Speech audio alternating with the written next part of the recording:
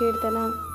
జన సమాజములో వారాయనను గణపరచుదురుగాక, పెద్దల సభలో ఆయనను కీర్తించుదురుగాక.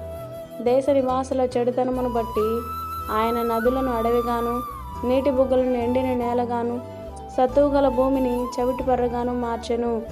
అరణ్యమును నీటి మడుగ్గాను, ఎండిన నేలను నీటి ఊటలు గల చోటుగాను ఆయన మార్చి, వారు అచ్చట నివాసపురము ఏర్పరచుకొనున్నట్లును, పొలములో విత్తనములు చల్లి ద్రాక్ష తోటలు నాటి వాటి వలన సస్యఫల సమృద్ధి పొందునట్లును ఆయన ఆకలిగొని వారిని అచ్చట కాపురముంచెను. మరియు ఆయన వారిని ఆశీర్వదింపగా వారు అధికముగా సంతానాభివృద్ధి నొందిరి. ఆయన వారి పశువులను తగ్గిపోనీయలేదు.